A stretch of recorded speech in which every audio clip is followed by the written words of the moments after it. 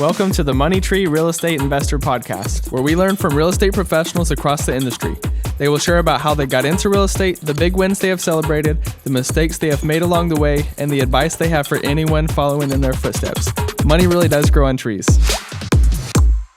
Hey everybody, it's William Hollins here for another episode of the Money Tree Real Estate Investor Podcast. I've got a special guest. He's just a jovial guy, got a great personality, Jay Connor in the building. Oh, my lands. I think that's my cue to say hello. Hey, William, I am so excited to be here with you. So much gratefulness for you inviting me to come on the show to talk about my most passionate subject in real estate investing, and that's private money. Private money rocked mine and Carol Joy's world all the way back in 2009. And since that time, we've never missed out on a real estate deal for not having the funding. That's awesome, man. I can't wait to dive in with you. So where are you from, Jay? Right here in eastern North Carolina, in this little teeny tiny town called Morehead City, North Carolina, population 8,000 people. We're right here on the coast at Atlantic Beach and Emerald Isle, North Carolina, hour and a half north of Wilmington, 3 hours north of Myrtle Beach, South Carolina. And here's the crazy thing. Our total target market is only 40,000 people. 40,000 people is all the market that we target. But guess what? We do 2 to 3 deals every month. Average profit, $78,000 per house that we do here in our local market. I don't say that to brag. I just say that to share the story. You don't have to be investing in a big market to really make some big money. Man, the big city. Well, I know you just got back from Texas. We're recording. I did. I flew from July Dallas, 6th. Fort Worth. Yeah. My wife, Carol Joy, one of her brothers, she's one of 7 kids, was celebrating a big old birthday out there in Dallas, Fort Worth. And sorry, our phones are ringing off the hook here. Anyway, celebrating a great big old birthday out there. So there were 31 of us in one of the nephew's homes, and did birthday and, did the holiday together.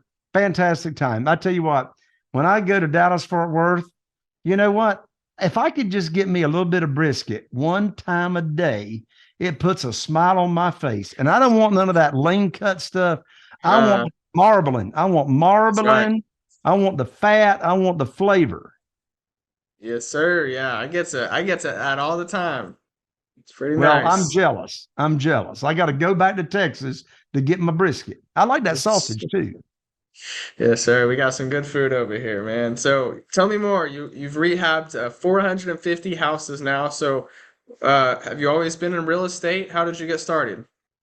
Well, I actually was raised in my family, my dad. I was raised around the housing industry. Okay. But it was the mobile home industry, manufactured housing. And you being from Texas, I know you've seen them single wides and double wides out in the countryside. You ain't seen them in Dallas, Fort Worth, but you go out there to Midland, Odessa and Amarillo and Altus, Oklahoma and Lawton, Oklahoma and Mesquite and Burleson out there. That's where the mobile homes are. So, I was raised in that industry. In fact, that's why I moved to Texas way back when. My father had the largest mobile home or manufactured housing company in the nation up until the 1980s. So anyway, I was raised around housing and all that. But in 2003, the financing on mobile homes, manufactured housing pretty much went away. And so I knew if I ever got out of mobile homes and manufactured housing, I wanted to get into single family houses. We had this great friend and his wife, still are, Craig and Kim. They lived in Newbern, North Carolina, here in eastern North Carolina. And in 1993, sorry, I don't think you were around back then, but back in 1993, they bought this house that they flipped.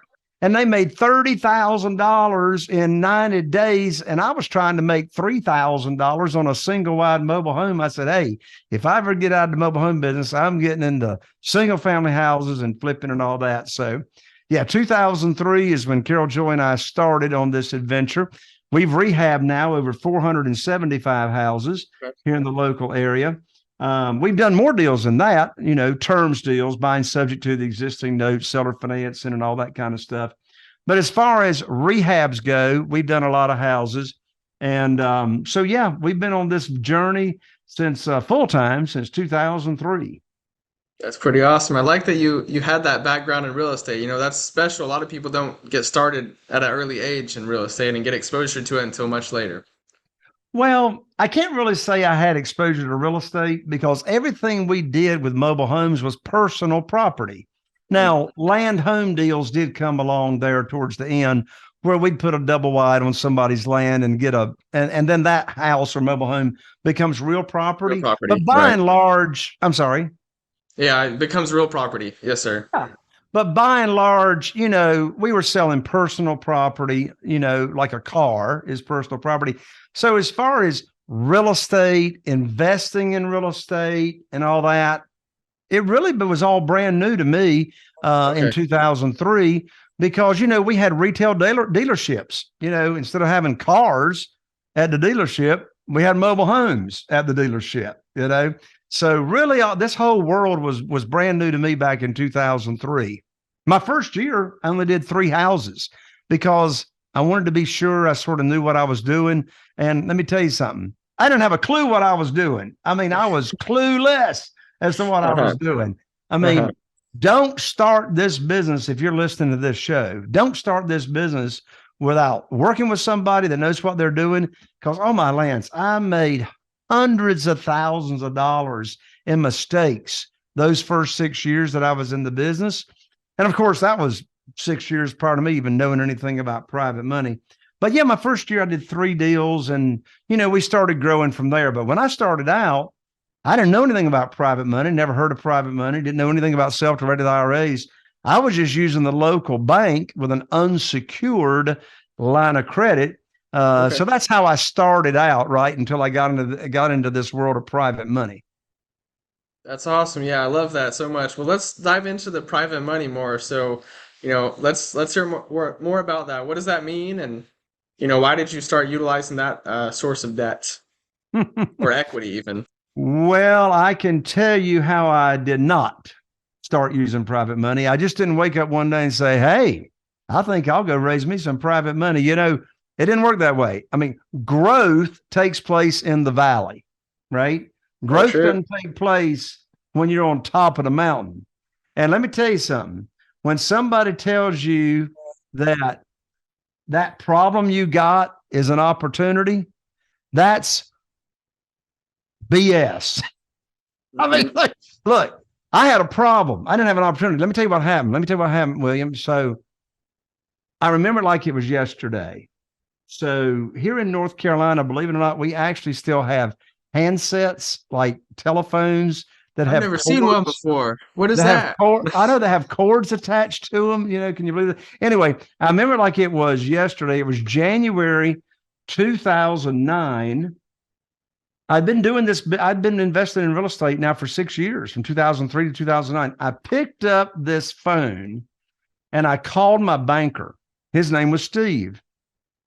I had a conversation with Steve, my banker, like I'm getting ready to share many, many times for 6 years. And I called him up and I told him about these 2 houses that I had under contract here in the local area. They represented over $100,000 in profit. So I called him up, told him about the deals, how much money was required to fund the deal, and when my closing was. Well, I learned on that phone call, William, that my line of credit at the bank had been closed, shut down, no notice, cut off. And I had a great credit score, always been on time with my payments for 6 years. And I'm talking to my banker. I said, why is my line of credit shut down? And he says, Jay, don't you know there's a global financial crisis going on right now since 2007? I said, no, Steve, I didn't know nothing about no global financial crisis, but now I got a crisis going on, right? I mean, I got my 2 houses under contract. I Yeah. thought you still had my line of credit, and now you've shut me down with no notice.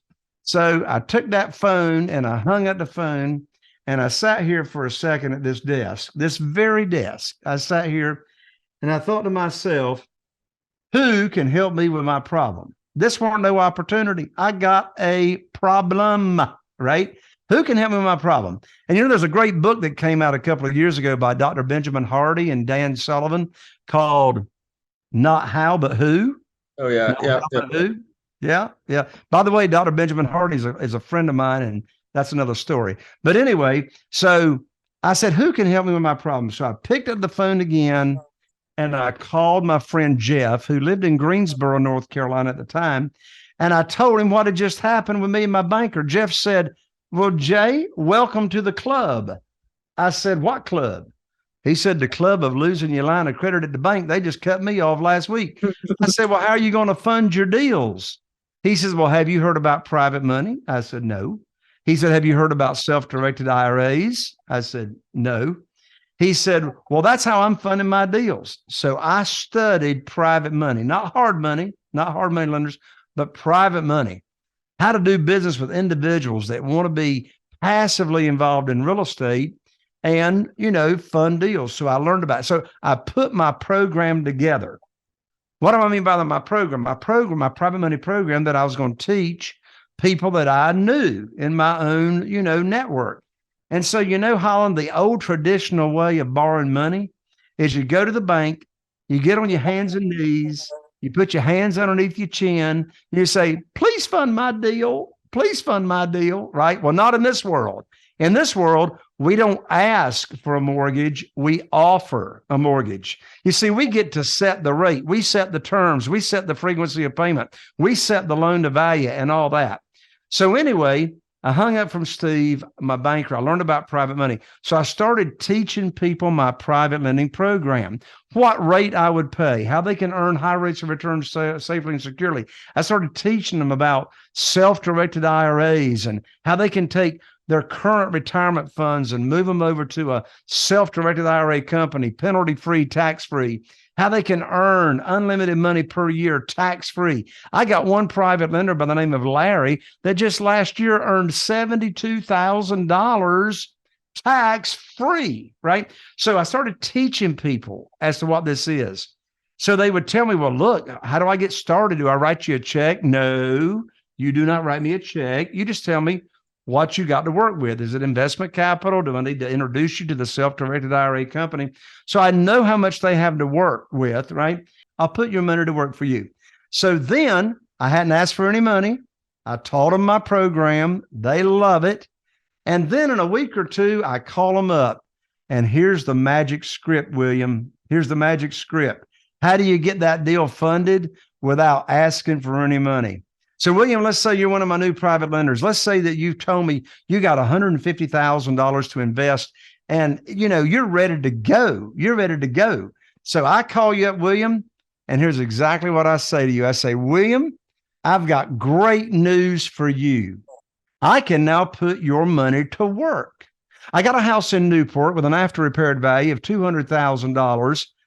I can put your $150,000 to work and fund that deal, because I'm not going to borrow more than 75% of the after repaired value. Closing is, and you already know that because I taught you the program. Closing is next Thursday, so you'll need to have your funds wired to my closing attorney next Wednesday, and I'm going to have my attorney email you the wiring instructions. End of conversation.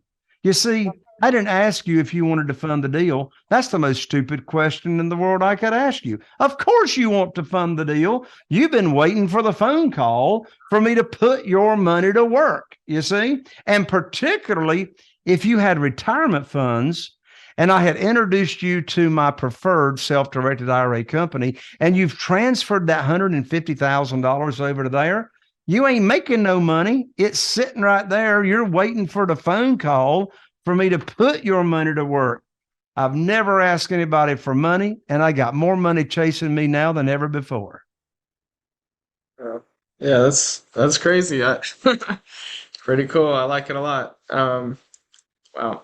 Passive investors in real estate are able to receive a check every month. Some people call that mailbox money. We say money really does grow on trees. Visit the website at biggerpictureholdings.com, where we have a ton of free resources to help you learn more about planting your very own money tree. So I know you're also doing the coaching as well now, right? You coach other people? Yes, I work with real estate investors like you, William, and I work with them to teach them exactly how I do this private money world and this private money thing, and how to get private money, attracted and chasing you. And, one thing I teach is how to never take any of your own money to the closing table when you buy a property. I mean, who wants to get paid to buy properties and take none of your own money to the closing table? I mean, that right there makes the hair stand up on the back of my neck, right? My real estate attorney, I love on the check stub. I always pick up a $40,000, $50,000 check when I buy a property, take none of my own money. And the phrase on her check, I absolutely love. I pick up the check. By the way, my real estate attorney's office is right next door to mine. That's convenient, right? So anyway, we'll walk over next door and get the check. On the check stub, when I buy the property, it says excess cash to close. Let me tell you, William, I love me some excess cash, right? So I always pick up a check when I'm buying the property. So yeah, I started using private money in mine and Carol Joy's own real estate investing business in 2009. And then in 2011, I got totally bored, William. I got a fantastic team. We're doing 2 to 3 deals a month, making more than 7 figures a year, net. I got an acquisitionist. I got an interior designer. I got contractors. I got project managers. And what's little old Jay going to do? I mean, what am I going to do, right? So I went to one of my mentors and I said, what's next?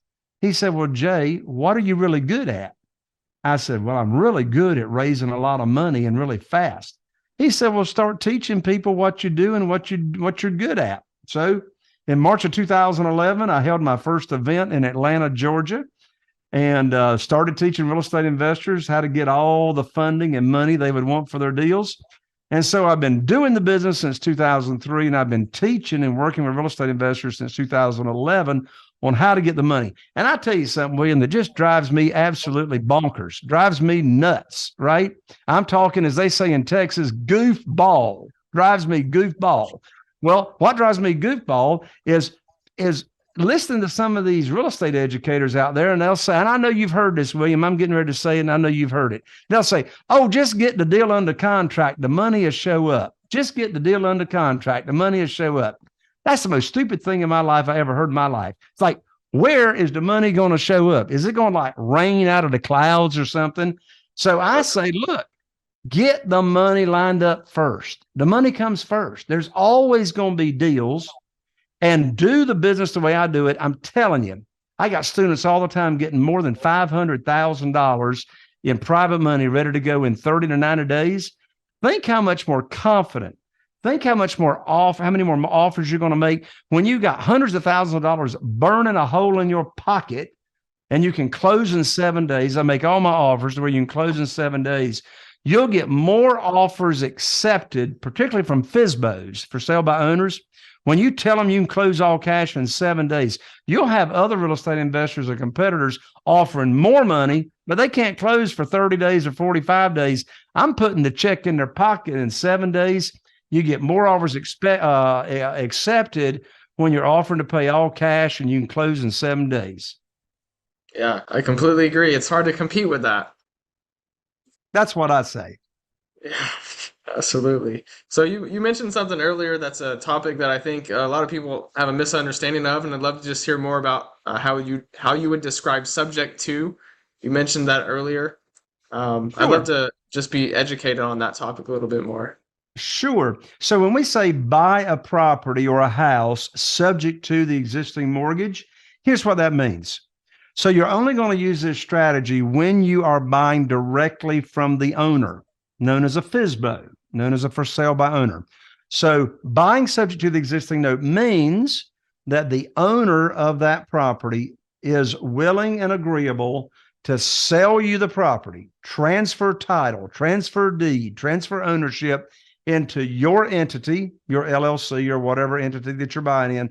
By the way, side note, don't ever buy a piece of real estate in your personal name. Never. Ask me how I know. Never buy a piece of real estate in your personal name. So going into your LLC or your land trust or whatever. So they're going to transfer ownership. You agree. So how are you going to fund it? You agree to make their mortgage payments and keep them current. So the first question that comes to mind is, who in the world in their right mind would sell you their house, leave the mortgage in their name? By the way, this is not assuming the mortgage. This is not assuming the mortgage. Assuming the mortgage means the current mortgage holder or the lender is now going to approve you to assume the mortgage. The lender is not involved in this negotiation at all. You're not assuming the mortgage. You're agreeing to make the payments. So you may be asking the question, who in the world in their right mind would agree to sell you their house and transfer ownership and trust you to make their payments? I can tell you who will do it, and I've done it hundreds of times. A distressed seller. They're either financially distressed, they need debt relief, or the property is distressed, or both. And so, by the way, this is nothing that your closing agent has got to make up on the HUD settlement statement. It's already on line 203. It might be line 204, come to think of it. But it's either line 203 or 204 on the HUD settlement statement. For the funding, it says subject to existing mortgage, right? So that's how you're funding the deal. And by the way, those are some of the most profitable deals you'll do. I mean, everybody in the nation within the last 2 or 3 years has refinanced their house down to 2.5%, right? So if you're buying one of them houses, you're getting money at 3%, right? When you're buying it subject to the existing note. That's awesome. That's really incredible. Yeah, I think that's definitely an opportunity in this day and age and right now. For sure, William. Well, Jay, it's been great to have you today. I've really enjoyed it, learned a lot, and I know you've got a book. We'll leave a link so people can get that book with just paying shipping and handling. What's any other ways that people can get hold of you today? Sure. So we've got the book, which is called Where to Get the Money Now. Subtitle: How and Where to Get Money for Your Real Estate Deals Without Relying on Institutional or Hard Money Lenders. So again, we're not talking hard money, talking about doing business with individuals. You can get the book. And it's a real book. Like, this is not an ebook. We're going to ship you the book at J Connor. By the way, I'm an ER and not an OR. So you can go to www.jconner.com/book, right? So you can connect with me there. You can also follow me on my podcast. I know this is going to absolutely amaze you, but the name of my podcast is Raising Private Money with Jay Connor. So I'm on iTunes, Spotify, and all the platforms as well. And hey, if you want to hang out with me twice a month on Zoom, I've got the Private Money Academy membership. We have hundreds and hundreds of members in the membership, and I go live on Zoom twice a month. I'll give you free access to check it out. Come hang out with me. We talk private money. We dissect deals, answer any questions. You can come check that out at jconner.com/trial and come check out the Private Money Academy membership as well. Yes, sir. Well, Jay, thank you so much. It's been great to have you today. William, it's been my pleasure. Thank you so much. Like and subscribe below. A new episode will air every Tuesday at 7 a.m. Are you looking for more content? Visit our website, biggerpictureholdings.com. And remember, money really does grow on trees.